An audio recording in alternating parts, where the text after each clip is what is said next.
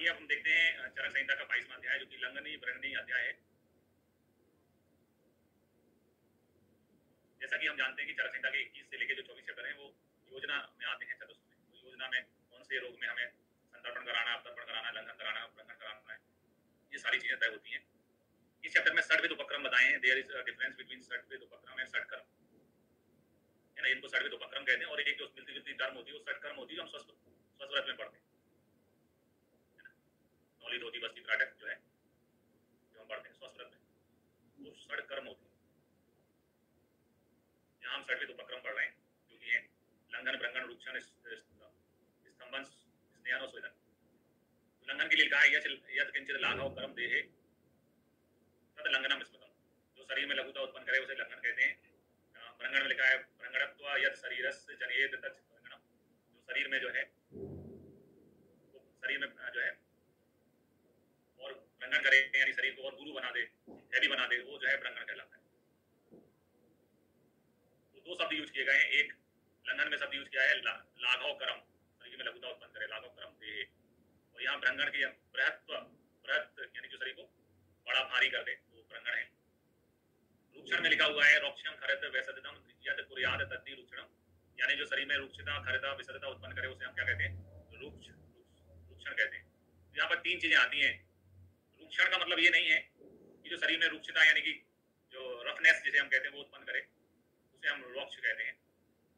यहाँ पर मतलब है कि रुक्षण उसे कहते हैं जो शरीर में रोक्ष यानी रुक्षता, खरता और विसदता उत्पन्न करे उसे हम रुक्षण कहते हैं। तो याद रखने का तरीका है रूखा व्यवहार। रुक्षण याद करने का तरीका है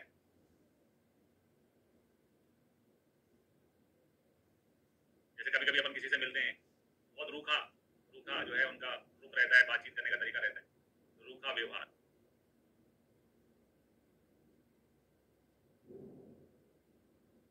ठीक है, रुक्षण क्या है? रूखा व्यवहार। ठीक है, तो जो शरीर में रूखा यानी कि जो रोक्ष, खरता और विसदता उत्पन्न करे वो हम उसको रुक्षण कहते हैं। स्वेदन में लिखा हुआ है कि स्तंभनम गौरव शीत हगनम स्वेदनम स्वेद कारकम, जो शरीर में स्तब्धता नहीं है, स्तब्धता का मतलब होता है चकड़ाहट, है ना। चकड़ाहट को स्तब्धता कहते हैं। गौरवता यानी भारीपन और शीत यानी ठंड, है ना। हम जैसे दिसंबर का भी टाइम चल रहा हो, रनिंग कर लो 5 किलोमीटर तो आपको स्वेटर उतारने की इच्छा हो जाएगी, क्योंकि शीत दूर हो जाती है स्वेदन से। तो स्वेदन में शीत हगनम स्वेदनम स्वेद कारकम, तो जो शरीर में स्तंभन यानी जकड़ाहट को दूर करे, गौरवता को दूर करे, शीत को दूर करे उसको स्वेदन कहते हैं। स्वेदन में याद रखने का तरीका है स्तंभन एस, गौरव G S, G S, H G S, स्वेद। ये जो वर्ड होता है बार बार आपके सामने आएगा उसका मतलब हमेशा मालूम होना चाहिए। स्तंभन, स्तंभन का मतलब जकड़ाहट होता है। Stiffness, stiffness. स्नेहन में लिखा है स्नेहनम स्नेह विसेंदन मार्दव क्लेद कारकम, यानी जो हमारे शरीर में स्निग्धता उत्पन्न करे, विसेंदन करे, दोषों को पिघलाए, मार्दवता उत्पन्न करे, क्लेद उत्पन्न करे, उसे हम क्या कहते हैं? स्नेहन कहते हैं। याद रखने का तरीका स्नेहन को याद रखने का तरीका विषम, बी का मतलब हो गया विसेंदन, सा का मतलब हो गया यहाँ पर, है ना, सा जो है उसका मतलब हो गया स्नेह, ये बी सा और माँ का मतलब हो गया यहाँ पर मार्दव। विषम क्लेद, है ना, शॉर्ट तरीके से याद रखा। विषम क्लेद, विसंदन, स्नेहन मतलब स्नेहन नहीं, स्नेह और मार्दव और क्लेद, चार चीजें। विषम क्लेद, यहाँ पर बा का मतलब हुआ विसेंदन का वा, सा का मतलब हुआ स्नेह और माँ का मतलब हुआ मार्दव। विषम और ये क्लेद कारकम होता है, तो क्लेद, विषम क्लेद। ये रहा। स्तंभन में स्तंभन की परिभाषा सीधी सीधी है। स्तंभनम स्तंभयति यद गति अंतम चल ध्रुवम, ध्रुव का मतलब होता है निश्चित, जो निश्चित रूप से गतिशील हो उसकी गति का अंत कर देना। जैसे अतिसार में दस्त लग रहे होते हैं, पानी के रूप में मल निकल रहा होता है, तो गतिशील चीज की गति का अंत कर देना, यानी कि गति का अंत यानी उनको रोक देना, है ना। रोक देना यानी जो गतिशील चीजें उनको रोक देना क्या कहलाता है? स्तंभन कहलाता है। मेनली इसकी जो यूज होता है वो अतिसार की चिकित्सा में होता है। अतिसार में हमारे शरीर से बुधेन बहुद्रव मल शरणम अतिसारा, यानी बुध मार्ग से द्रव मात्रा में बहुत अधिक मल का त्याग होना अतिसार कहलाता है। तो तो अतिसार में बहुत अधिक द्रव्यमल निकलता है, उसको रोक देगा स्तंभन प्रोसेस जो है उसको, है ना। लेकिन हमारे हार्ट के लिए बेकार होता है स्तंभन, है ना, क्योंकि हृदय का काम तो पूरे जीवन भर कार्य करना है। हृदय को अगर हृदय रुकने लग जाएगा तो आपका जीवन ही रुक जाएगा। स्तंभन अतिसार में अच्छा काम करता है, लेकिन हृदय रोग के हिसाब से बेकार होता है। स्तंभन अतिसार के लिए अच्छा है और हृदय रोगों में स्तंभन कर्म बेकार। ये 6 कर्म है, इनके द्रव्य पढ़ते हैं। अब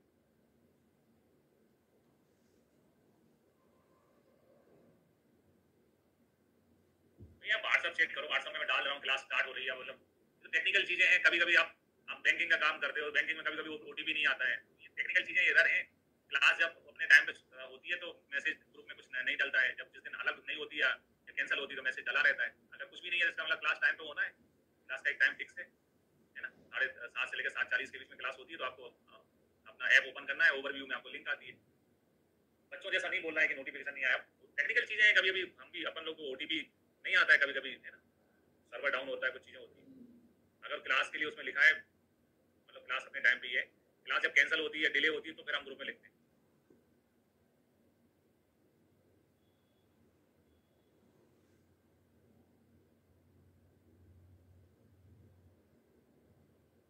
लंघन द्रव्य में लिखें लघु उष्ण तीक्ष्ण विसदा रुक्ष सूक्ष्म खर सरम कठिनम चैव द्रव्यम प्राय लंघनम स्मृतम। यानी कि जो द्रव्य जो है लघु गुण वाले, उष्ण गुण वाले, तीक्ष्ण गुण वाले, विसद सूक्ष्म खर और सर गुण वाले होते हैं, वो प्राय लंघन करने वाले होते हैं।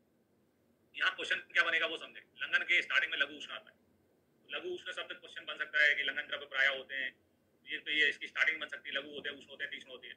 या फिर ये लाइन आए एग्जाम में, ठीक है, लाइन में क्या करें, यहाँ तक लाइन लिखें dash dash dash dash dash dash dash जैव यत द्रव्यम प्राय लंघनम स्मृतम। तो ये कठिनम, ये वाला जो है खाली स्थान छोड़ के इसका क्वेश्चन बनाया जा सकता है, ठीक है। डैश डैश डैश जैव यत द्रव्यम प्राय लंघनम स्मृतम। तो 2 टाइप से क्वेश्चन बन सकते हैं। एक जो स्टार्टिंग लिखी है लंघन द्रव्य प्राय होते हैं, लघु उष्ण तीक्ष्ण होते हैं, विसद सूक्ष्म खर सर होते हैं, सर गुण वाले होते हैं। और कठिन जो है यहाँ पर डैश डैश करके कठिन पूछा जा सकता है ऑप्शन में। फिर आओ भ्रंगण द्रव्य। भ्रंगण द्रव्य जो है प्राय गुरु से चालू होते हैं, उनके श्लोक, है ना, श्लोक गुरु से चालू होता है। गुरु के बाद यहाँ उष्ण लिखा है तो यहाँ शीत लिखा रहता है, ये विपरीत होते हैं क्योंकि एक दूसरे के। वहाँ लघु उष्ण लिखा हुआ है, यहाँ पर लघु शीत गुरु शीत लिखा हुआ है। बिल्कुल अपोजिट 2 वर्ड लिखे हैं शुरू में, है ना, लघु उष्ण, लघु गुरु शीत। गुरु शीत मृदु स्निग्ध बहलम स्थूल पिच्छलम प्रायो मंद्या स्थिर संलक्षणम द्रव्यम व्यंगनम उच्यते। तो यहाँ अब ये लाइन का क्वेश्चन बनेगा, प्रायो मंद स्थिर संलक्षणम द्रव्यम व्यंगनम उच्यते, क्योंकि ये लाइन फिल करने के लिए देंगे, है ना, जो मंद होते हैं, स्थिर होते हैं, संलक्षण होते हैं, वो जो है व्यंगन होते हैं। तो लास्ट में यहाँ पर एसएमएस करके, एसएमएस यानी कि स्थिर मंद और संलक्षण, है ना, व्यंगन बड़ा एसएमएस आ गया आपके पास। स्थिर संलक्षण मंद आते हैं सेकंड लाइन में, शुरू में जो है गुरु सीधा। फिर आए रूक्षण द्रव्य। रूक्षण का श्लोक रूक्ष लघु खर से होता है। रूक्ष जो है शरीर में वही था जो शरीर में रूक्षता खरता उत्पन्न करता है, तो रूक्ष लघु खर से स्टार्ट होता है ना, रूक्षण द्रव्यों का श्लोक। तीक्ष्ण उष्ण स्थिर पिच्छलम, है ना। तो ये क्वेश्चन बनाए जा सकते हैं सिंगल में, अगर तोड़ के बनाना चाहे 6 ऑप्शन है तो आपसे पूछे जा सकता है कि स्थूल पिच्छल किसका लक्षण है, तो भ्रंगण का है। स्थिर पिच्छल किसका लक्षण है, तो वो रूक्षण का है ना। स्निग्ध पिच्छल किसका है ना, उसका क्वेश्चन तो अलग नहीं बन पाएगा क्योंकि उसमें भी होता है।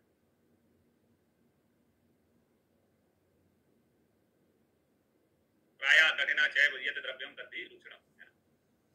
प्राय कठिन होते हैं जो द्रव्य, ऐसा कठिनम चैव यत द्रव्यम तद्धि रूक्षणम, ये भी इसमें लास्ट में कठिन आता है।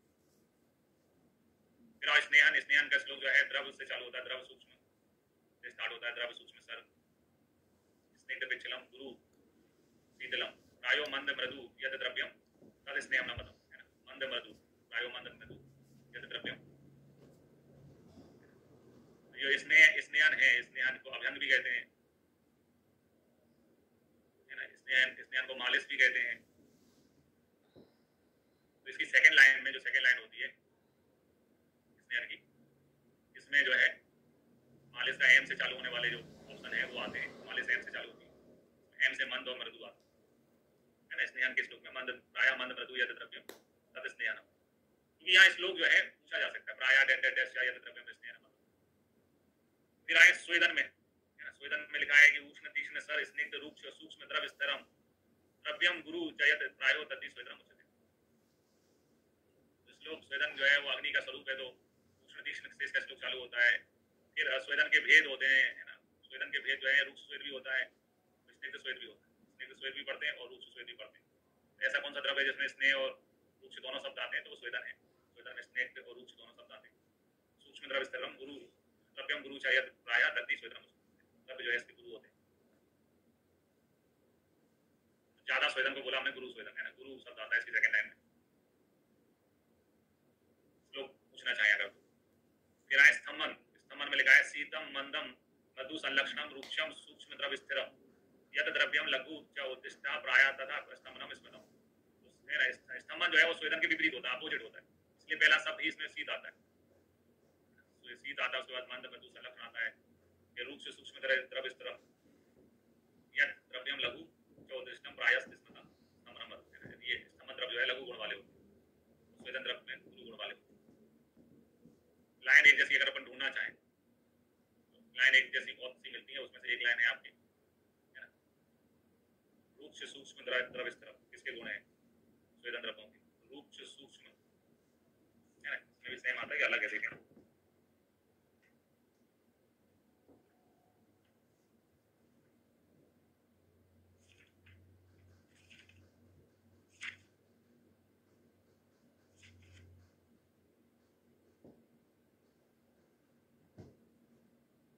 है ना, वही है स्वेदन में और स्तंभन विपरीत होते हैं एक दूसरे के, लेकिन गुण जो है वो चार चार समान है।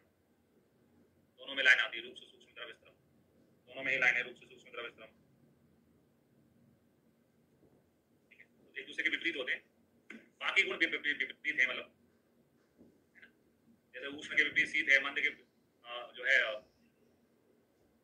तीक्ष्ण के विपरीत है मंद है ना, ये तो विपरीत है एक दूसरे के, बिल्कुल ये बिल्कुल विपरीत है, अपोजिट लिखे हुए हैं। यहाँ पर भी अपोजिट लिखे हुए हैं, गुरु लघु, स्वेदन वाले गुरु होते हैं और है ना ये स्तंभन वाले लघु होते हैं, लेकिन चार गुण समान बताए स्वेदन और स्तंभन में। रूक्ष सूक्ष्म द्रव्य स्थिरम, रूक्ष सूक्ष्म द्रव्य स्थिरम, क्वेश्चन बनाए जा सकते हैं रूक्ष सूक्ष्म द्रव्य स्थिर किसके गुण हैं? स्वेदन द्रव्यों के भी हैं, स्तंभन द्रव्यों के भी, ठीक है। फिर और इसी चैप्टर में लंघन के 10 प्रकार बताए गए हैं। चतुष्प्रकार संस्कृति बताई है। चतुष्प्रकार संस्कृति क्या है? चतुष्प्रकार संस्कृति में आता है वमन विरेचन शिरो विरेचन नस और निरूबस्ती, है ना। तो 10 प्रकार के जो लंघन होते हैं चरक के, उसमें 4 तो अपने पंचकम में आते हैं, पंचकम में से अनुवासन नहीं है, अनुवासन छोड़ के बाकी सब पंचकम की चीजें हैं, इसीलिए इनको संशोधन कहते हैं पंचकम को। चतुष्प्रकार संस्कृति में वमन है, विरेचन है, नस है, निरूबस्ती, अनुवासन नहीं। अनुवासन क्या शरीर में रह के आती है, बाहर नहीं निकालती, तो उसको रह के आती है। इसके अलावा पिपासा यानी भूखा प्यासा रहना, पिपासा उपवास, भूखा प्यास रहना, व्यायाम, वायु आतप का सेवन करना और पाचन, ऐसे करके चरक में 10 प्रकार के लंघन बताए गए। भागवत में आते हैं तो भागवत में श्लोक है सोदनम समनम चेती द्विधा लंघनम लंघनम, है ना, द्विधा तत्रापि लंघनम। भागवत ने लंघन के 2 भेद बताए, पहले सोदन और समन। सोदन में इनने वमन विरेचन नस निरूबस्ती और रक्त मोक्षण एक्स्ट्रा बताया, और दूसरे में क्षुधा पिपासा व्यायाम वायु आतप सेवन, दीपन के अलावा जो है पाचन के अलावा दीपन और बताया। तो 2 चीजें जो है भागवत ने एक्स्ट्रा बताई लंघन, इसलिए लंघन टोटल कुल 5 और 7 मिला के 12 हो जाते हैं। एक तो रक्त मोक्षण एक्स्ट्रा बताया और दूसरा दीपन एक्स्ट्रा बताया। चरक में 10 है, भागवत ने पहले 2 में बांटा है कि सोदन समन करके होते हैं, सोदन 5 है, समन 7 है। तो भागवत ने जो 2 एक्स्ट्रा बताया उनको याद रखने का तरीका देखते हैं। याद रखने का तरीका है, भागवत ने रक्त मोक्षण दिया जला के रक्त बहा के दिया जला दिया,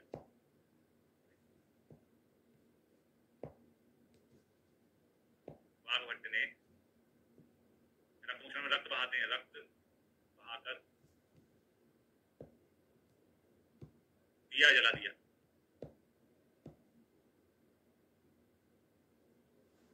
भागवत ने रक्त बहाकर दिया जला दिया, ऐसे याद रखना है। इन्हें रक्त मोक्षण और दीपन जो है एक्स्ट्रा बताए। फिर आते हैं किन रोगों में संशोधन द्वारा लंघन कराना चाहिए।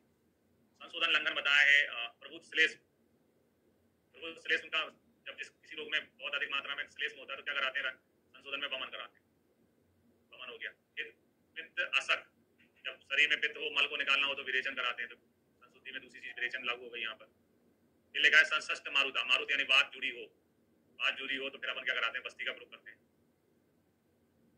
ये सारी कंडीशन जो है वो संशोधन के लिए लिखी है ना, बहुत अधिक मात्रा में कफ का होना, मल का, पित्त का होना और संशस्ट मारुता एवं बृहद एवं बलवान शरीर में। जैसे प्रमेय में पढ़ते हैं, प्रमेय में पढ़ते हैं ना कि जो बलवान होता है प्रमेय में, जो स्थूल होता है उसमें संशोधन कराते हैं, है ना। स्थूल प्रमेय में संशोधन कराते हैं, क्रस में संस्मरण चिकित्सा की जाती है, ये कांसेप्ट है ना। स्थूल प्रमेय है, स्थूल है जिसका वजन बढ़ा हुआ है, पेट प्रमेय में मोटापा है ना, उसमें अपन संशोधन कराते हैं। स्थूल या बलवान में हमेशा से अपन संशोधन ही प्रेफर करते हैं, है ना। स्थूल में बलवान में अपन संशोधन ही प्रेफर करते हैं, है ना। क्रस में हमेशा संसमन चिकित्सा की जाती है। क्रस प्रमेय होता है, दुबला पतला, है ना, क्रस प्रमेय होता है, तो उसमें संसमन चिकित्सा की जाती है। ठीक, तो संशोधन में हमेशा वात पित्त कफ वाली कंडीशंस लिखी रहती है।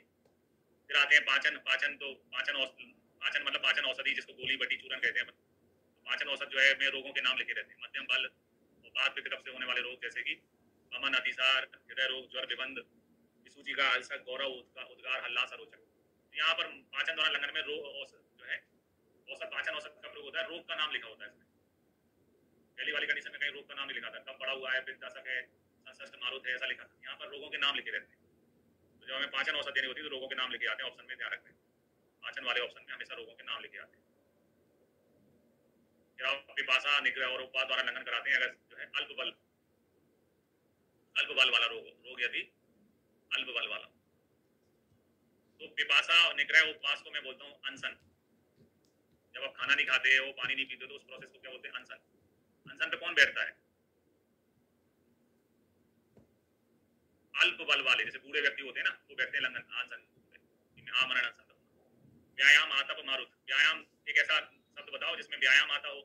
आतप यानी धूप सेवन आता हो, मारुत यानी हवा, है ना, सेवन करना आता हो। एक नाम बता दें अपन, एक शब्द में कह सकते हैं इसको,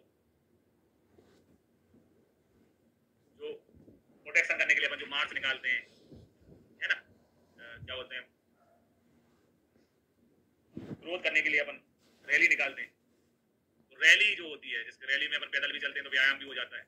रैली में अपन कोई ऐसी कार में तो चलते नहीं है, पैदल चलते हैं तो उसमें धूप भी पड़ती है, वायु भी झेलनी पड़ती है। तो रैली कौन निकालता है?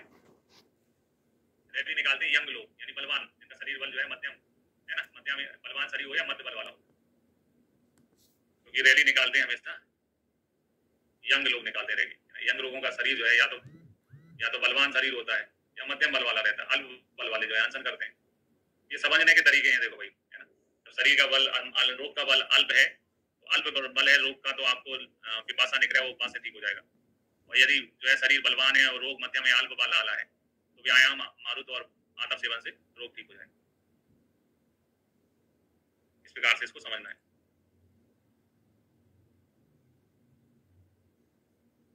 फिर आते हैं लंघन के योग में आते हैं। किन किन लोगों को लंघन कराना चाहिए?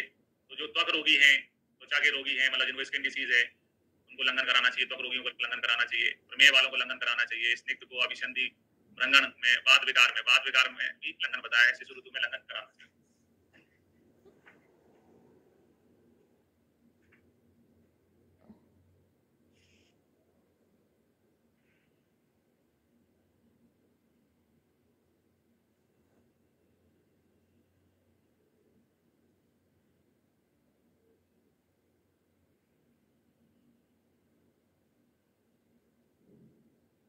बात को अगर आपको दिमाग में, है ना, नहीं लग रहा है, तो जैसे आम बात पढ़ते हैं तो आम बात में लंघन और जो है स्नेहन आता है, लंघन आता है आम बात की चिकित्सा में। पहले आम बात दिमाग में घुसेड़ लेना, नहीं तो आप बार बार कंफ्यूज हो जाएंगे। बात की चिकित्सा तो भ्रंगण होती है, यहाँ बात विकार में लंघन लिखा है। आम बात जैसी कुछ कंडीशंस होती है जिनमें बात रोगों में भी लंघन कराते हैं। लंघन के लिए सबसे कौन सी ऋतु में? तो चैलेंजिंग ऋतु दी गई है, शिशिर ऋतु। लंघन का मतलब है भूखे रहना, उपवास करना। लंघन यानी उपवास, खाना नहीं खाना, भूखे रहना। और आपको ऋतु कौन सी दी गई?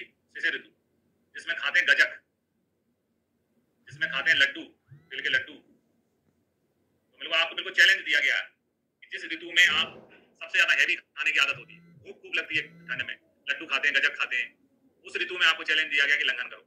ये थोड़ा गौर करने का। लंघन के लिए ऋतु जो है वो शिशिर है। फिर आप भ्रंगण बताया, छठ, छीन, क्रस, व्रत, दुर्बल, पथिक, नित्य, मध्य सेवी में सदा भ्रंगण जो है ग्रीष्म ऋतु में करना चाहिए। तो भ्रंगण के लिए भी ग्रीष्म ऋतु बोली गई। अपोजिट ऋतु बताइए, जबकि भ्रंगण जो है वो गर्मी में लंघन कराते हैं, अपन कम खाते हैं, जूस पीते हैं। तो आपकी खूब परीक्षा ली जा रही है। मतलब जिस ऋतु में भ्रंगण कराया जाता है उसमें लंघन करने को लिए बोला है, और जिस ऋतु में, है ना, लंघन करते हैं उसमें भ्रंगण करने के लिए बोला है। इसके अलावा एक और इन्हें ऑप्शन दिया है कि शोष यानी राजक्षमा से पीड़ित रोगी हो, अर्श है, ग्रहणी है, आर्स ग्रैनी सोस इनसे पीड़ित रोगी में काव्यात मांस का प्रयोग करना चाहिए।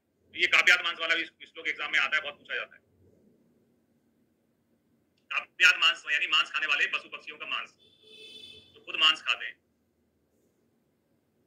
जैसे गिद्ध होता है ना, गिद्ध वो मांस खाता है, तो मांस खाने वाले पशु पक्षियों का मांस, मांस भक्षी।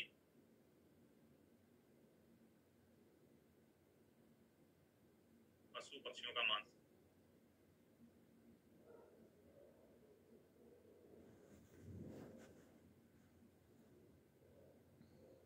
है ना, मांस भक्षी पशु पक्षियों का मांस।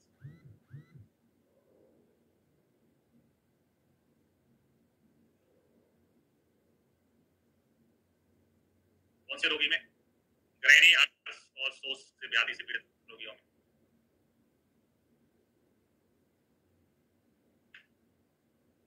आगोस, ग्रैनी है ना, ग्रैनी आर्स और सोस, आगोस, हमारे आगोस में।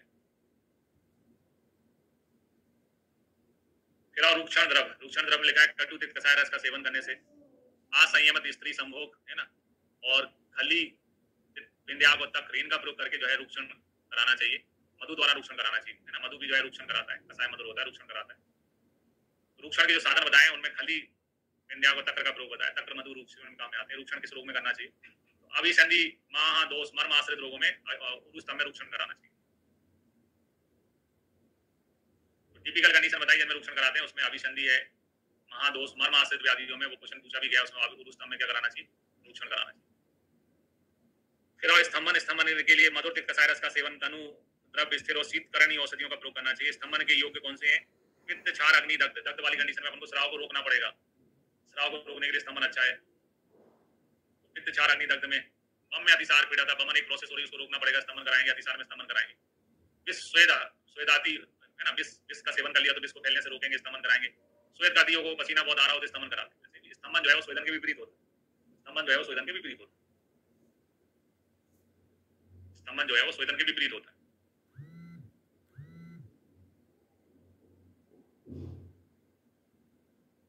स्वेदन के विपरीत होता है। फिर आती लंघन के लक्षण, अति लंघन के लक्षण में लिखा है पर्व भेदो अंग मर्द, है ना, कांसा सोसो मुख शिशा दे अग्नि बल का नाश, है ना, लंघने कृते अति कृते भवित। अति लंघन करने से पर भेद होता है, पर क्योंकि लंघन कराएंगे, अति लंघन कराएंगे तो किसका प्रयोग होगा? बात का प्रयोग होगा। अति लंघन में बात का प्रयोग होगा, बात कहाँ रहती है? अस्थि में, पर्वों में, तो पर भेद हो जाएगा। अंग मर्द यानी बॉडी एक होगा, कांस सोस मुख, है ना, मुख सोस होगा, दे बल, दे अग्नि बल का नाश हो जाएगा, है ना, शरीर के नष्ट होने पर लंघन होता है। फिर आदि स्तंभन में लिखा है कि स्यावदा स्तब्ध गात्रो गात्रत्वम उद्देगो हनु संश्रय हृदग्रहो निग्रह, हनु संग्रह और हृदय हृदय प्रपर्चो निग्रह, वो स्तंभन के अतियुक्त लक्षण है। ज्यादा स्तंभन हो जाएगा तो आपका हार्ट, है ना, काम करना बंद करेगा, मल का निकलना बंद हो जाएगा। हनु संग्रह हृदय प्रपर्चो निग्रह, ये अति स्तंभन का लक्षण है। ये भी क्वेश्चन बीएचयू में पूछा गया है, हनु संग्रह हृदय प्रपर्चो निग्रह किसका है? अति स्तंभन का।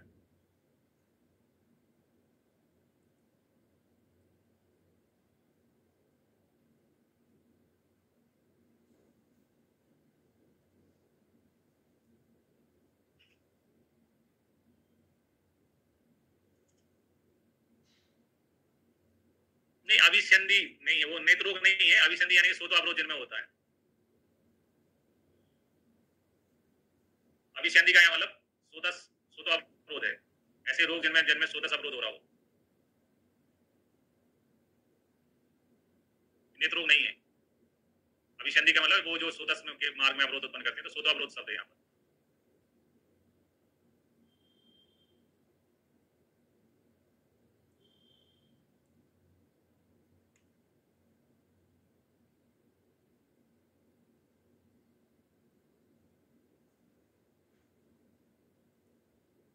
इसके बाद में आते हैं 23वां चैप्टर जो है संतर्पण अवतर्पणी अध्याय।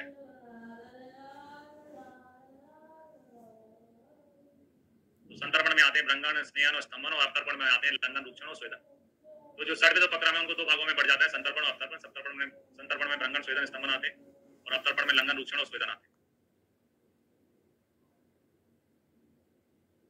संतर्पण के कारण में लिखा हुआ है कि स्निग्ध मधुर गुरु पिच्छल गुणयुक्त आहार का सेवन करने से नवमत अनुप जलचर प्राणियों के मांस का सेवन करने से, गुड़ या दूध से बने पदार्थ यानी डेयरी प्रोडक्ट या मिठाइयां ज्यादा खाने से, मिष्टी वाले पदार्थों का सेवन करने से, चेष्टा द्वेष यानी कोई भी काम करने की इच्छा नहीं होती है, जो अपनी जगह से हिलते नहीं है, सब बैठे बैठे रिमोट कंट्रोल से हर चीज मंगाते हैं, ऐसे लोग तो चेष्टा द्वेषी हैं। आस्या, आस्था नहीं आस्या है, बिस्तर पे लेटे रहते हैं, सोते रहते हैं, दिन में सोते रहते हैं। तो कुल मिलाकर संतर्पण के कारण जो है प्रमेय के समान है, प्रमेय के भी यही कारण होते हैं, है ना। प्रमेय निदान जो होते हैं, प्रमेय के जो निदान के कारण होते हैं उनके समान है संतर्पण के कारण।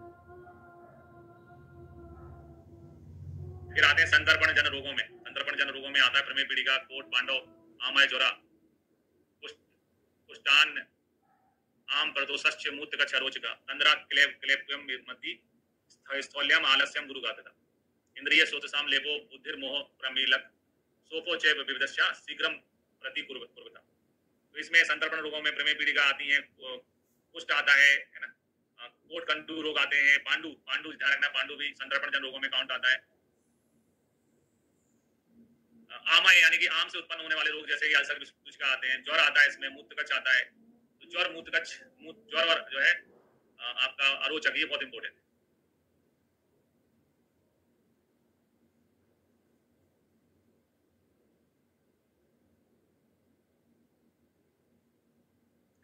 ज्वर आता है, अरोचक आता है। इसके अलावा तंद्रा है, किलेब यानी नपुंसकता है, अति स्थूलता है, ठीक है, स्थौल्यम, आलस्य है, आलस्य का आना, एवं गुरुघातता, ये सब संतर्पण जन रोगों में आते हैं। इसके अलावा सोप भी जो है वो भी संतर्पण रोगों में आता है। बुद्धि मोह यानी बुद्धि में काम नहीं करना, बुद्धि मोह।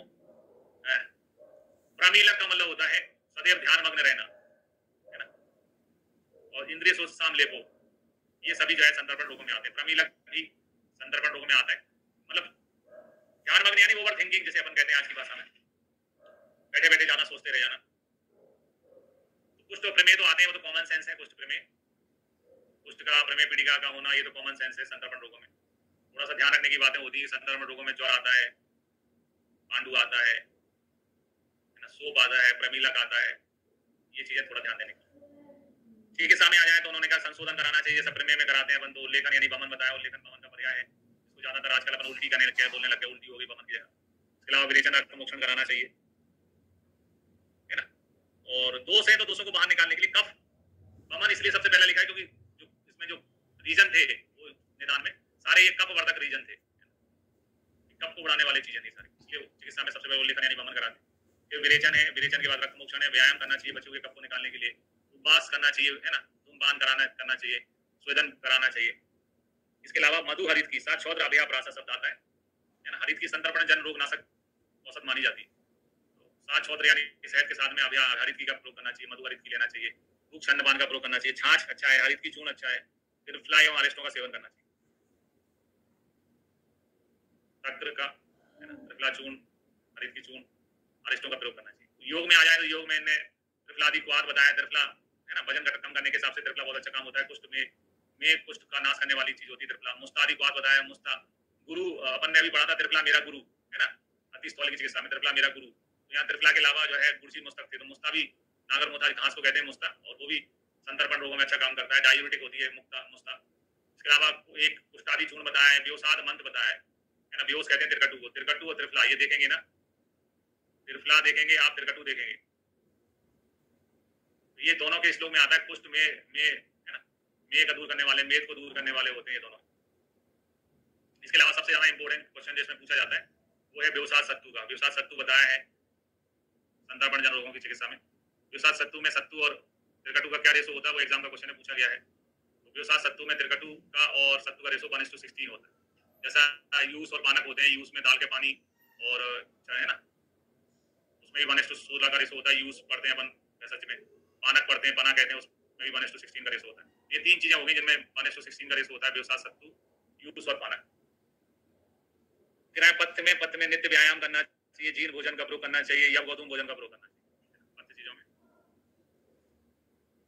नित्य व्यायाम करना चाहिए, जीर्ण भोजन का सेवन करना चाहिए, या गोधूम भोजन का सेवन करना चाहिए। या गोधूम भोजन का मतलब वही मिक्स आटा, है ना, कैलोरी वैल्यू कम हो जाती है मिक्स आटा खाने से, आपके खाने में कैलोरी कम हो जाती है। मिक्स आटे की रोटी खाना चाहिए, यव गोधूम, है ना, यव का मतलब जौ, और जौ प्लस गेहूं की रोटी मिला के खाना चाहिए। डेली व्यायाम करना चाहिए, एक्सरसाइज करके ही आप स्थूलता या संदर्पण रोगों को दूर कर सकते हो। फिर आए अवतर्पण। अवतर्पण लंघन का पर्याय है। अवतर्पण जो है वो लंघन का पर्याय है। अवतर्पण के कारण में लिखा है कि उपवास करने से, अल्प आसन यानी कम खाना खाने से, आसन यानी नपातुला खाना खाने से, अनशन यानी भूखे रहने से, लंघन करने से, साहस, वेग संधारण, विस्मासन और धातु क्षय इत्यादि कारणों से। ये सारे कारण जो है वो राजयक्ष्मा के कारणों में मिलते हैं।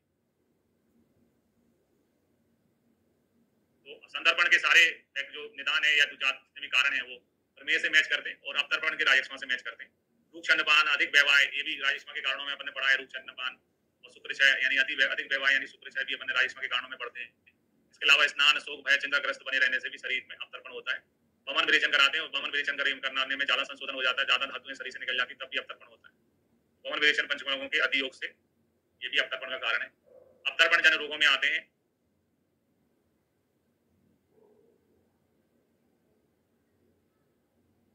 तो अवतर्पण जन रोगों में लिखा है देह, अग्नि, बल वर्ण, ओजः, शुक्र, मांस, परिचय है ना। देह का शरीर में मतलब हमारे शरीर का, देह का, अग्नि का, बल का, वर्ण का, ओज का, रक्त, शुक्र का, मांस का परिचय होना।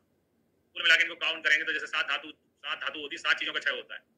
देह का, अग्नि का, बल का, वर्ण का, ओज का, शुक्र का, मांस का परिचय। तो ये गणित है धातु क्षय, मतलब एक फॉर्मूला है आयुर्वेद का, धातु क्षय इक्वल टू बात वृद्धि। जब भी हमारे शरीर में धातु का क्षय होगा, बात वृद्धि होगी, यानी है ना अवतर्पण वाली कंडीशन बन जाएगी। इसके अलावा ज्वरा का अनुबंध, तो ये ज्वरा का अनुबंध इकट्ठा ना पड़ गया, अगर अपन ज्वर को पढ़े तो 2 ऐसे रोग हैं जो अंतर सप्तर्पण और अंतर्पण जो है मतलब अवतर्पण और संतर्पण दोनों में आते हैं। तो एक आंसर है ज्वर और दूसरा है अरोचक। 2 ऐसे रोग हैं जो संतर्पण अवतर्पण दोनों में आते हैं, वो है ज्वर और अरोचक। ये क्वेश्चन ESI वाले एग्जाम में आया भी है पहले भी। ज्वर और अरोचक ऐसे 2 रोग हैं जो संतर्पण और अवतर्पण दोनों में आते हैं। इसके अलावा लिखा है स्रोत दौर्बल्यम, उन्मादो, प्रलापो, हृदय व्यथा, फिर मूत्र संग्रह, सूल, जंगा, रुद्र संशयम, यानी कि पार्श्व आलोचक के बाद लिखा हुआ है कि स्रोत इंद्रिय में दौर्बल्य होना, कम सुनाई देना, उन्माद, प्रलाप, हृदय व्यथा। उन्माद जो है संदर्पण रोगों में नहीं आता, अवतर्पण रोगों में आता है उन्माद। इसलिए इसी के अलावा जैसे प्रमीलक संदर्पण में आता है ज्यादा सोचना, वैसे ही ज्यादा बड़बड़ाना, ज्यादा बोलना जो है वो अवतर्पण में आता है। तो दोनों अलग अलग चीज होती है, प्रलाप और प्रमीलक। यहाँ पर अवतर्पण वाले में उन्माद है, हृदय व्यथा है और प्रलाप है। इसके अलावा बिड़ मूत्र संग्रह लिखा है, इसको कहीं पर भी मूत्र कच्छ नहीं पढ़ना है ना। आपके दिमाग में कंसेप्ट आ जाए कि बिड़ मूत्र संग्रह मूत्र कच्छ ही होता है ना। तो ये अलग अलग चीजें दोनों। इसके अलावा जंगा, उरु, त्रिक में प्रदेश में सूल होना, सूल बिना बात के नहीं होता हमारे शरीर में कहीं पर भी, पर भेद बिना बात के नहीं होता है। अस्थि और संधि में बात का ही आश्रय होता है, अस्थि संधि भेद में बात दोष होता है। और ऊर्ध्ववात एवं अन्य वातज रोग ये सभी जो है अवतर्पण रोगों में आते हैं, है ना। प्रलाप, उन्माद, हृदय व्यथा, ये सब ध्यान रखना है।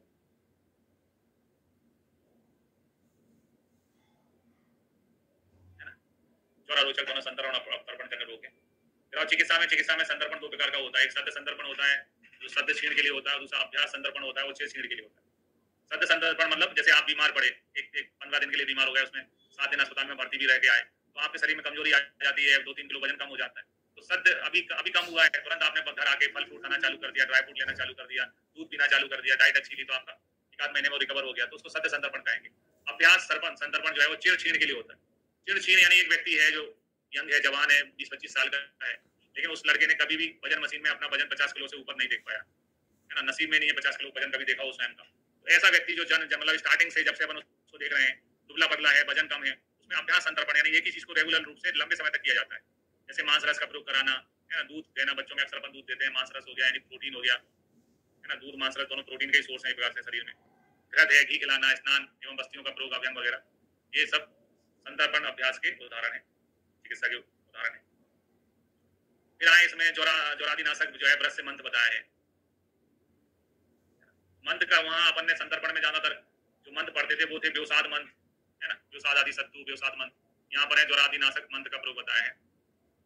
इसमें सरकरा, पिपली चूर्ण,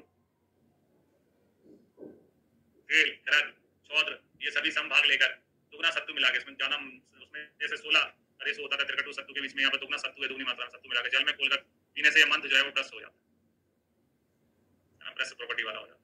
इसके अलावा अनुलोमन तर्पण बताया, इसमें जो है जौ का सत्तु, संभाग चीनी, मधु मदरा में मिला के लिया जाता है। चने का सत्तु नहीं, जौ का सत्तु है, संभाग चीनी है, मधु है, इसके अलावा मदरा में भी मदरा मिक्स कर लिए। इसके अलावा मूत्र कच्छ तर्पण नाशक तर्पण बताया है। मूत्र कच्छ इसके तर्पण रोगों में नहीं आता है, बिड़ मूत्र संग्रह आता है, लेकिन हिंदी देखते हैं तो उसमें मूत्र कच्छ नाशक तर्पण बताया हुआ है। इसके अलावा मध्य विकार नाशक खजूर आदि मंत्र, खजूर जो है खून बढ़ाने के लिए खजूर और गुड़ से अच्छा कोई चीज नहीं होती। खजूर आदि मंत्र बताया है। इसके अलावा सत्य संतर्पण मंत्र बताया हुआ, जल्दी संतर्पण कराने वाला मंत्र भी बताया हुआ।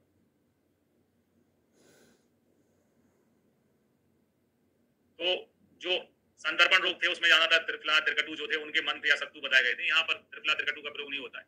जो कॉम्प्लिकेशन होते हैं जैसे ज्वर लक्षणों में आता है तो ज्वरादिनाशक प्रस्य मंत्र बताया है, तृष्णा लगती तो मूत्रकशनाशक तर्पण बताया है, मध्य विकारनाशक खजूर आदि मंत्र बताया है और सद्य संतर्पण मंत्र बताया है।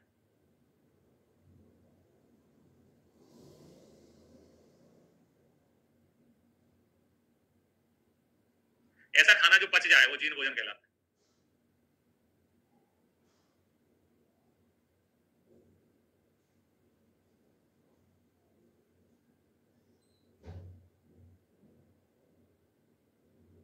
खाना जो पच जाए,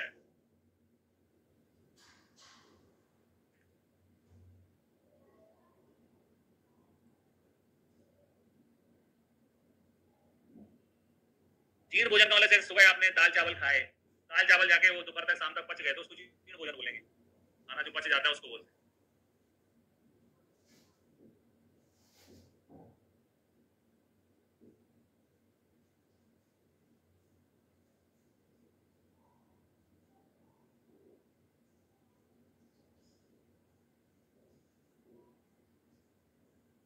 स्नान से थकावट दूर होती है, थकावट नींद वगैरह आती है, स्नान करने से अच्छी नींद आती है। स्नान कर लेते हैं तो आपका स्नान श्रम हरा नाम, स्नान जो है श्रम को दूर करने वाला है। श्रम दूर हो जाता है, थकावट दूर होती तो नींद अच्छी आती, नींद आती तो वेट गेन करते हो।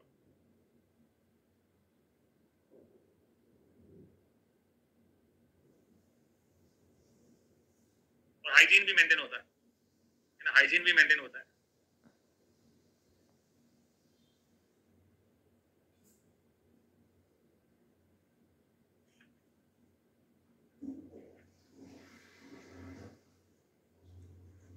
आपके इसके बाद आते हैं विधि सोनेती अध्याय में। विधि सोनेती अध्याय 24वां अध्याय। इस अध्याय में विशुद्ध रक्त के लिए लिखा है। एक तो विशुद्ध रक्त इसमें शब्द आता है जो कि है ना आचार्य चरक के फादर का नाम है। तो हर बच्चे के रगों में उसके फादर का जो है रक्त बहता है, खून बहता है। मेरे अंदर मेरे पिताजी का खून बह रहा है। विशुद्ध जो है वो चरक के पिताजी थे। शब्द जो है थोड़ा सा इमोशनल है।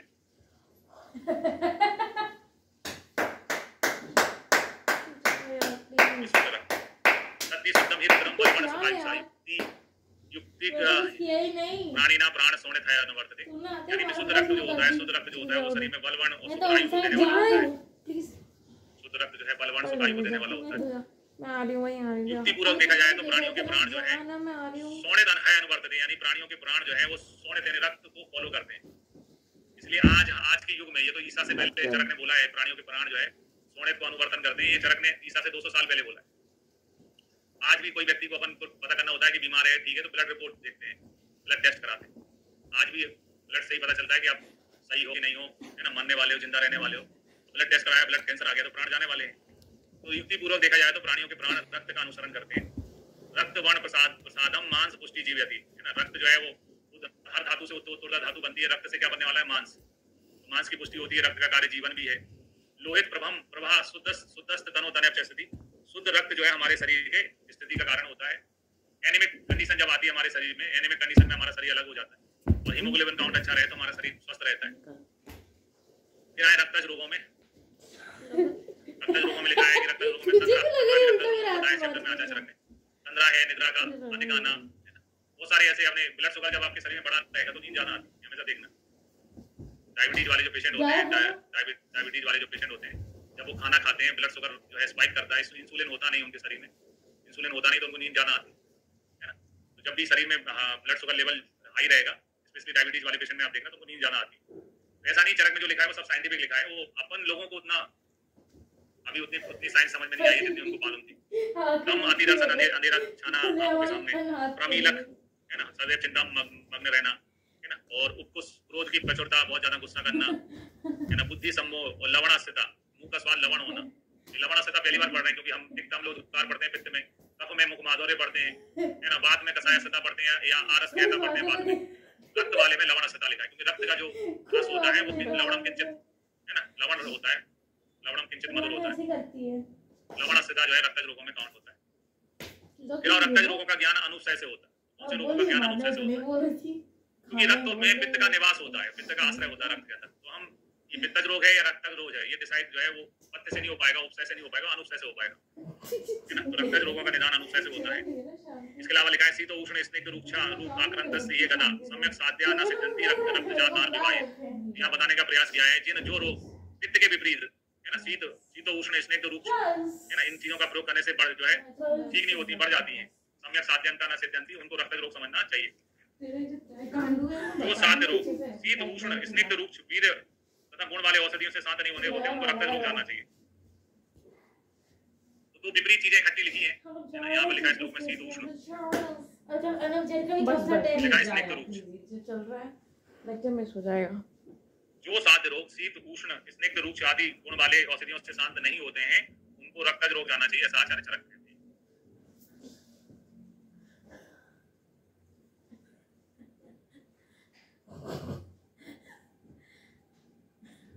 24 का 17 क्या है रक्तज रोगों की क्या चिकित्सा है? रक्तज विकारों की चिकित्सा में लिखा है रक्त पित्त हरि क्रियाओं। ये क्वेश्चन भी खूब आता है, रक्त पित्त हरि क्रियाओं किसकी चिकित्सा है? रक्त पित्त की है, रक्तज रोगों की है, पित्तज रोगों की है, दोनों की है। रक्त पित्त हरि क्रियाओं रक्त पित्त की चिकित्सा नहीं है, रक्त पित्त की चिकित्सा प्रतिमाग हरणम होती है। रक्त पित्त की चिकित्सा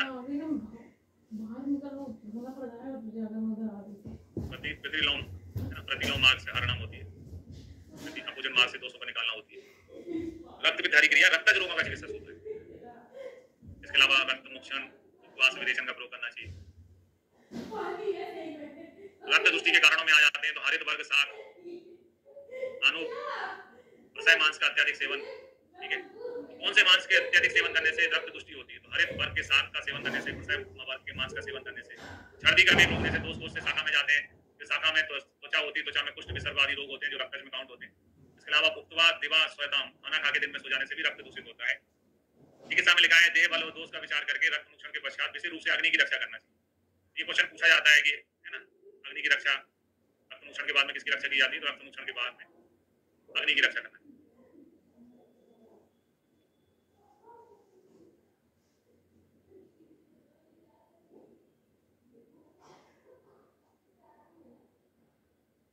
फिर आए विशुद्ध रक्त के लक्षण बताएं। आचार्य चरक ने विशुद्ध रक्त यानी शुद्ध रक्त कैसा होता है उसके लक्षण बताएं। विशुद्ध रक्त में लिखा है तपनी इंद्रम गोपा भवन पद्मा लक्त सन्निभम गुंजा पर सवर्णम च विशुद्धम विधि सोनितम, है ना। तो श्लोक जो है तप से चालू होता है। शुद्ध जिनके साथ अपने खून के रिश्ते होते हैं, माँ बाप का आपके साथ खून का रिश्ता है, माँ बाप आपके खून का रिश्ता है, माँ बाप और आपका, तो जो खून के रिश्ते वाले होते हैं आपके, आपका भाई है, बहन है, माँ बाप है, वो आप सक्सेस हो जाओ इसलिए तप करते हैं। खुद जो है पंखे में सोते हैं, आपको एसी में सुलाते हैं। तो ऐसे करके याद कर लेना, ये रक्त का जो विशुद्ध रक्त का श्लोक जो है तप से चालू होता है।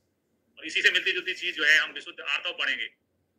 विशुद्ध आर्तव पढ़ेंगे तो विशुद्ध आर्तव में भी यही सब चीजें लिखी रहती हैं, लेकिन विशुद्ध आर्तव का जो श्लोक है वो गुंजा फल से चालू होता है। गुंजा फल सवर्णम चा पद्मालक सन्निभम, है ना, विशुद्धम विधि, ऐसा करके शुद्ध आर्तव का श्लोक गुंजा फल से चालू होता है। गुंजा जो है लड़कियों का भी नाम होता है, हिंदी दोनों की एक जैसी है। विशुद्ध आर्तव का श्लोक गुंजा से चालू होता है, इसे इसमें गुंजा सेकंड लाइन में आता है। तो रक्त का श्लोक है तपनी इंद्रम गोपा भवन पद्मालक सन्निभम गुंजा फल सवर्णम चा विशुद्धम विधि सोनितम। जबकि आर्तव का श्लोक होता है गुंजा फल सवर्णम चा पद्मालक सन्निभम इंदुगोप संकासम, है ना, ऐसे करके श्लोक आता है। दोनों की हिंदी एक जैसी है लेकिन संस्कृत अलग है। फिर सुश्रुत के हिसाब से देखें तो सुश्रुत ने कहा इंद्र गोप यानी वीर बहुटी के वर्ण का होता है, विविध वर्ण का असंयत यानी कि रक्त जो है वो गाढ़ा होता है, प्राकृतिक रक्त जो है वो गाढ़ा होता है। अष्टांग हृदय ने इसके रस बताए मधुरम लवणम किंचित शीतो उष्णम आसहितम मद में इंद्र गोप हेम विष सस लोहित लोहितम। मधुरम लवणम किंचित इंपोर्टेंट, रक्त का रस जो है मधुर और लवण बताए। अगर हम मॉडर्न से कंपेयर करें तो मॉडर्न में जो ब्लड होता है उसका जो पीएच होता है वो 7.4, थोड़ा सा, है ना, अल्कलाइन की तरफ चला गया तो थोड़ा नमकीन महसूस होगा खाने टेस्ट में मतलब ब्लड जो है अगर आप टेस्ट करेंगे तो थोड़ा सा मीठा नहीं लगेगा, नमकीन जैसा लगेगा, क्योंकि पीएच 7.4 होता है। तो मधुरम लवण किंचित जो है श्लोक में आता है कि मधुर होता है, किंचित लवण होता है। फिर आप विशुद्ध रक्त जो है पुरुष के लक्षण बताएं, रक्तसार पुरुष के लक्षण बताएं। तो उसमें पहली लाइन लिखी है प्रसन्न बण इंद्रिय, जिसका रक्त साफ शुद्ध होगा। सपोज आपने ब्लड टेस्ट कराया, ब्लड टेस्ट में आपका ब्लड में कोई प्रॉब्लम नहीं आई, आप प्रसन्न हो जाओगे, यार मेरी ब्लड रिपोर्ट सही आई है। आप जो है हैप्पी हो जाओगे, यार कि ब्लड रिपोर्ट में तो कुछ नहीं आया, मैं ठीक हूँ। तो ब्लड रिपोर्ट जब सही आती तो आप प्रसन्न हो जाते हो। तो शुद्ध ब्लड आपके अंदर होगा, शरीर में विशुद्ध रक्त होगा। तो जो रक्तसार पुरुष है उसके लक्षण में लिखा उन्होंने प्रसन्न बण इंद्रिय, जो रक्तसार पुरुष होता है वो प्रसन्न रहता है, उसकी बाण इंद्रियां जो है अच्छी रहती हैं। इंद्रियार्धनिक अच्छितम, इतना श्लोक याद करने की जरूरत नहीं है, प्रसन्न से चालू होता है ना, विशुद्ध रक्त पुरुष के लक्षण। फिर इसी चैप्टर में मद मूर्छा संन्यास का वर्णन है। मद मूर्छा संन्यास के बारे में लिखा है, हेतु रजगुण और तमोगुण से मद मूर्छा और संन्यास संज्ञा वायु सूतस के आवृत हो जाने से मद मूर्छा और संन्यास की उत्पत्ति होती है। ऐसा डिवीजन अपन इसमें काउंट करते हैं कि रस के कारण मद होता है ना, रक्त वायु सूतस के अवरुद्ध होने से मूर्छा होती है और संज्ञा वायु सूतस के अवरुद्ध होने से संन्यास होता है। एक क्वेश्चन आता है, निम्नलिखित में से कौन सा मनोवय सूतस का रोग नहीं है? तो मद मूर्छा और संन्यास ये तीनों ही मनोवय सूतस के रोग नहीं है। मनोवय सूतस के रोग नहीं है।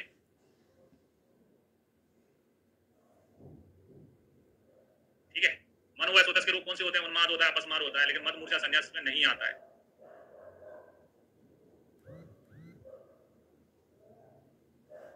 है ना, मद मूर्छा संन्यास मनोवय सूतस में नहीं आता।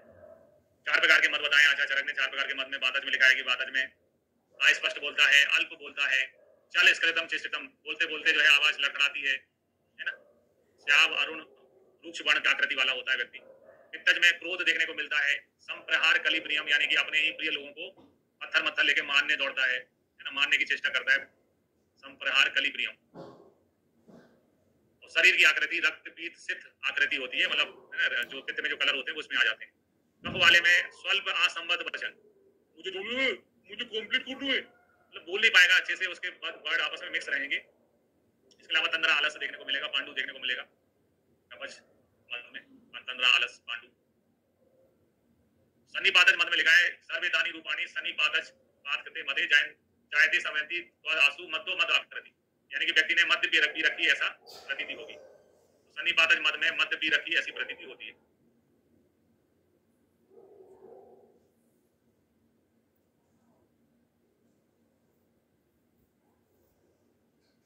फिर आते हैं 4 प्रकार के मूर्छा में। 4 प्रकार के मूर्छा में बातज में लिखा है कि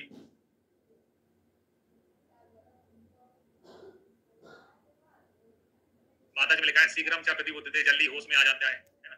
पित्तज में लिखा है सात स्वेदम प्रतिबुद्धते, यानी कि पसीने के साथ होश में आता है। या मूर्छित व्यक्ति, मूर्छा यानी बेहोश हो जाना, तो बेहोश होने में बातज में शीघ्रम प्रतिबुद्धते यानी जल्दी होश में आ जाता है। इसके अलावा बेप्तु अंगमर्द, हृदय पीड़ा, कार्स, शाब अरुण छाया, ये लक्षण देखने को मिलते हैं। पित्तज में सास्वेद प्रतिबुद्धते है ना, पसीने के साथ होश में आता है। और इसमें पिपासा, संताप, नेत्रों का रक्तपीत वर्ण का होना, साभिन्न वर्षा यानी अतिसार, दस्त भी लग जाते हैं उसको। कफ में लिखा है चिराग प्रतिबुद्धते, यानी देर से होश में आता है। गौरव प्रसेक हल्लास आलस, ये लक्षण देखने को मिलते हैं। हल्लास होना, गौरवता होना, आलस फील होना, ये सब कफ के लक्षण ही होते हैं। यहाँ पर इंपोर्टेंट क्वेश्चन बनता है, जैसे सन्निपातज मद में जो है, सन्निपातज जो मद होता है उसमें मद्य के लक्षण मिलते हैं। मद्य पीने जैसे, दारू पी रखी हो, सन्निपातज मद में ऐसा प्रतीत होता है जैसे मद्य पी रखी हो। इसमें सन्निपातज मूर्छा में अपस्मार के लक्षण मिलते हैं। सर्वाकृति सन्निपातज अपस्मार विभागतम, अपस्मार के लक्षण मिलते हैं केवल विवश चेष्टा छोड़ के, है ना। जब अपस्मार आता है तो उसको मिर्गी का दौरा बोलते हैं। तो मिर्गी के दौरे में हाथ पैर पटकता है व्यक्ति, जमीन पर नागिन डांस करता है, गिरता है, तो इसमें अपस्मार के लक्षण देखने को मिलते हैं। फिर आते हैं संन्यास में, वाग दे मनसा चेष्टा क्षिप अति बला मानसा संन्यास। तो संन्यास में व्यक्ति ऐसा पड़ा रहता है जैसे कोई लकड़ी, कटी हुई लकड़ी का टुकड़ा रहता है, जैसे है ना। काष्ठीभूतो मृतवम, किसी पेड़ को काट देते हैं तो वो जमीन पे पड़ा रहता है, थोड़ी देर के लिए हरा भरा होता है ना, एकदम सूख नहीं जाता तुरंत। वैसे ही जो है संन्यास में काष्ठीभूतो मृतवम शब्द आता है। नरा पतिति काष्ठवत जो है मूर्छा में आता है। ये 2 लाइनें बहुत एग्जाम में आती है। पतिति का मतलब होता है गिरना, गिरता क्या में है व्यक्ति मूर्छा में। मूर्छा में बेहोश होता है, बेहोश होता है, सार्वजनिक जगह में बेहोश हो गया तो गिर जाता है। और संन्यास में कोमा कहते हैं, कोमा में अक्सर जो है व्यक्ति मर जाता है, कोमा में डेथ भी हो जाती है। तो इसमें मृतोपम आता है। ये दोनों लाइनें बहुत इंपॉर्टेंट है, एग्जाम की दृष्टि से पूछे जाते हैं। ये काष्ठीभूतो मृतोपम किसका है और नरा पतिति काष्ठवत किसका है? काष्ठीभूतो मृतोपम जो है वो संन्यास का है और नरा पतिति काष्ठवत जो है वो मूर्छा का है।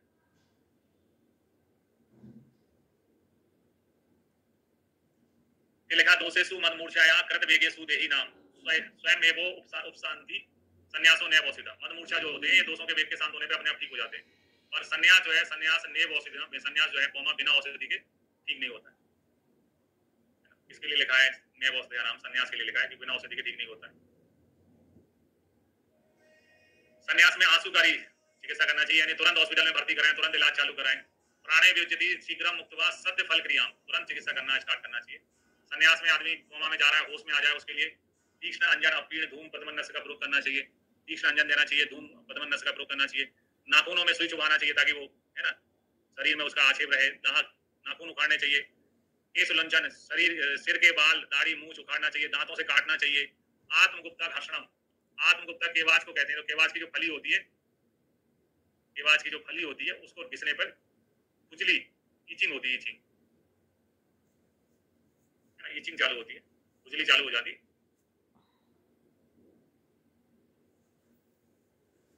उससे भी आपका मस्तिष्क चलता रहेगा, आपका नर्वस सिस्टम काम करता रहे, इसका प्रयास करना है हमको। फिर मद मूर्छा में पंचकम, सबसे पहले स्नेहन स्वेदन कराना चाहिए, उसके बाद में पंचकम कराना चाहिए, मतलब पहले स्नेहन स्वेदन फिर पंचकम, पूर्वकम फिर पंचकम। मद मूर्छा के उपचार में आते हैं तो मद मूर्छा में लिखा है पालीन कल्याण घृत तिक्त घृत महातिक्त घृत सटपल घृत कोम्ब घृत का प्रयोग करना चाहिए।